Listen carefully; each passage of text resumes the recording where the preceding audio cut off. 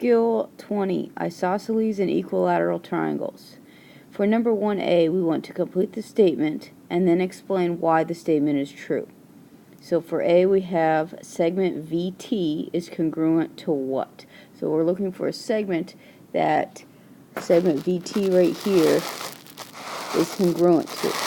Well, since we know it's an equilateral triangle by these base angles, we know that the sides are going to be the same, that are opposite those angles. So we can say VX is congruent to VT, and the reasoning for that would be the converse to your isosceles triangle theorem.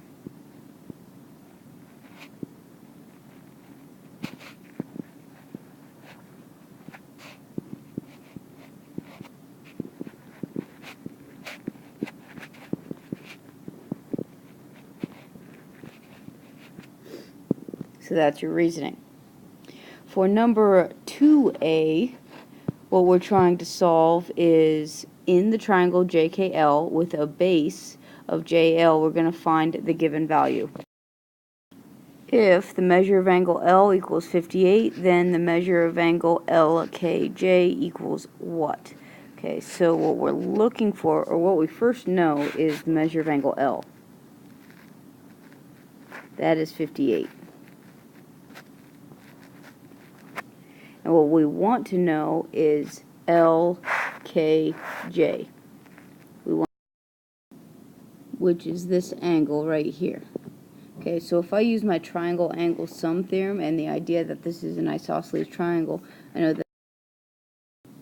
I know that this angle J is the same as this angle L. So I can say measure of angle J equals 58. So then I have 58 and 58, and then I need to find the other angle there. So what I'm going to do for that is I'm going to take 58 plus 58 plus, and if I call that one x right there, x equals 180. So then I just subtract the 58 plus 58. So when I subtract that, I get x equals 64. So that would be your final answer. Question number 5, we want to find the value of the variables. Okay, so in the first case here, we know that it is an isosceles triangle. So I'm going to mark that this angle right here is the same as this angle right here. So this is also y degrees. Okay, well, if that's y degrees, then I know that since this creates a line, then 110 plus y degrees is going to be 180 because they're supplementary. So 110 plus y equals 180. So if I subtract off the 110, I get y equals 70. So if y is 70, then this y is 70 and this y is 70. And then I just need to find x. So I take x plus y plus y, and I get 180 by the triangle angle sum. So then I subtract out, or I substitute in my y's, and I get x plus 70 plus 70 equals 180. So if I subtract off 140, which is 70 plus 70,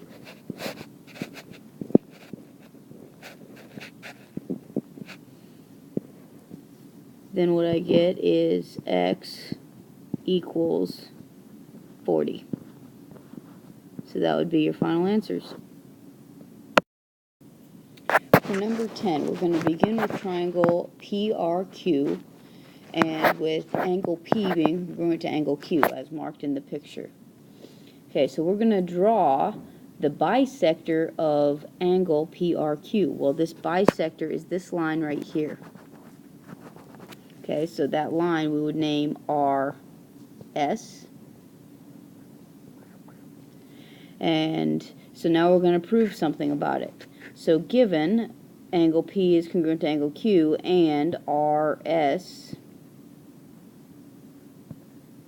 bisects angle PRQ, we're going to prove that PR is congruent to QR. So we're trying to prove that the sides are also congruent. So we have our given statement, angle P is congruent to angle Q, and segment RS bisects angle PRQ, and that's our given. So now we're going to look at what we have next.